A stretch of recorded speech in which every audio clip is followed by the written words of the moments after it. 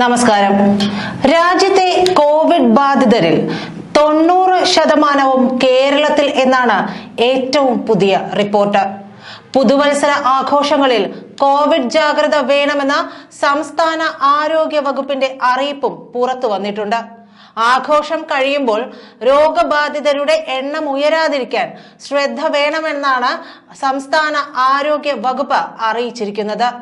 ആൾക്കൂട്ടങ്ങൾ രോഗികളുടെ എണ്ണം ഉയരാൻ കാരണമാക്കുന്നുണ്ടെന്നാണ് ആരോഗ്യ വകുപ്പ് പച്ചയായി പറഞ്ഞിരിക്കുന്നത്. ഈ അവസരത്തിൽ ഒരു ഞെട്ടിക്കുന്ന കാര്യമാണ് ക്രൈം ഓൺലൈൻ പുറത്തുവിടുന്നത്. കേരളത്തിൽ കോവിഡ് വ്യാപനം വർദ്ധിപ്പിച്ചത് മുഖ്യമന്ത്രി പിണറായി വിജയൻ നേതൃത്വം നൽകിയ നവകേരള സദസ് അല്ലേ എന്ന ചോദ്യം ഉയരുന്നു. കേന്ദ്ര ആരോഗ്യ മന്ത്രാലയം പുറത്തുവിട്ട കണക്കുകൾ പ്രകാരം കഴിഞ്ഞ ഒരു മാസത്തിനുള്ളിലാണ് കേരളത്തിൽ കോവിഡ് രോഗികൾ വർദ്ധിച്ചിരിക്കുന്നത്. ഈ മാസം 20 മരണങ്ങളാണ് കോവിഡ് മൂലമാണെന്ന് സ്ഥിരീകരിച്ചിരിക്കുന്നത്. 6 പേർക്ക് അതിവ്യാപന ശേഷിയുള്ള JN1 സ്ഥിരീകരിക്കുകയും ചെയ്തിട്ടുണ്ട്. കഴിഞ്ഞ മാസം 18-ന് കാസർഗോഡ് മഞ്ചേശ്വരം മണ്ഡലത്തിൽ നിന്നാണ് നവകേരള സദസ്സിന്റെ ഭാഗമായ പര്യടനം ആരംഭിക്കുന്നത്. മറ്റു സംസ്ഥാനങ്ങളെ എല്ലാം കടത്തിവെട്ടി കേരളത്തിൽ രോഗവ്യാപനം കൂടുതലായത് നവകേരള യാത്രയോടെയാണെന്ന് വ്യക്തമാക്കുന്നതാണ് പുറത്തു വന്നിട്ടുള്ള സർക്കാർ കണക്കുകൾ. രോഗവ്യാപനം ഈ കാലയളവിൽ കൂടിയെന്ന കണക്കുകൾ സംസ്ഥാന ആരോഗ്യ വകുപ്പ് തന്നെ കേന്ദ്ര ആരോഗ്യ മന്ത്രാലയത്തിന് നൽകിയിട്ടുമുണ്ട്. സംസ്ഥാനത്തെ കോവിഡ് കേസുകളിൽ ക്രമാതീതമായ വർധന റിപ്പോർട്ട് ചെയ്യപ്പെടുന്നത് ഡിസംബർ 19 മുതലായിരുന്നു. അന്ന് 115 കോവിഡ് കേസുകളാണ് സ്ഥിരീകരിക്കുന്നത്. കേന്ദ്ര ആരോഗ്യ മന്ത്രാലയത്തിന്റെ അറിയിപ്പിലാണ് ഇത് പറഞ്ഞിരിക്കുന്നത്. കേരളത്തിൽ ആക്റ്റീവ് കേസുകൾ അന്ന് 1749 ആയിരുന്നു. രാജ്യത്താകെ ആക്റ്റീവ് കേസുകൾ 1970 ഉള്ളപ്പോഴാണ് കേരളത്തിൽ മാത്രം 1749 കേസുകൾ റിപ്പോർട്ട് ചെയ്യപ്പെടുന്നത്. അന്ന് രാജ്യത്തെ ആക്റ്റീവ് കേസുകളിൽ 88.78% കേസുകളും കേരളത്തിലായിരുന്നു.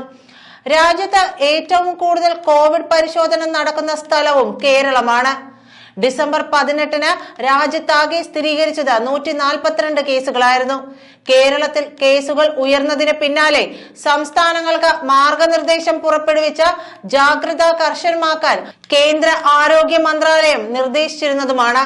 രാജ്യത്ത് പുതിയ കൊറോണ വൈറസ് ഉപവകഭേദമായ JN1-ന്റെ ആദ്യ കേസ് കണ്ടെത്തിയതിന് പിന്നാലെ സംസ്ഥാനങ്ങൾക്ക് കേന്ദ്രം മാർഗനിർദ്ദേശം നൽകുകയുമുണ്ടായി.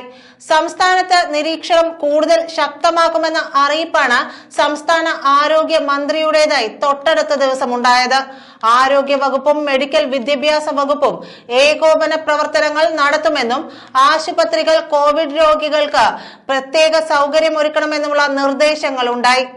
ഗുരുതരമല്ലാത്ത കോവിഡ് രോഗികളെ മെഡിക്കൽ കോളേജിൽ റഫർ ചെയ്യാതെ ജില്ലകളിൽ തന്നെ ചികിത്സിക്കാനും ഇതിനായി നിശ്ചിത കിടക്കുകൾ കോവിഡിനായി ജില്ലകൾ മാറ്റിവെക്കാനും നിർദ്ദേശിച്ചു. അപ്പോഴും ആളെ കൂട്ടുന്ന നവകേരള സദസ് പരിപാടി മുറതെറ്റാതെ കേരളത്തിൽ നിർബാധം തുടരുകയായിരുന്നു. രാജ്യത്തുടനീളം 21 പേരിൽ COVID-19 JN1 വകഭേദം ഡിസംബർ 20-നാണ് സ്ഥിരീകരിക്കുന്നത്.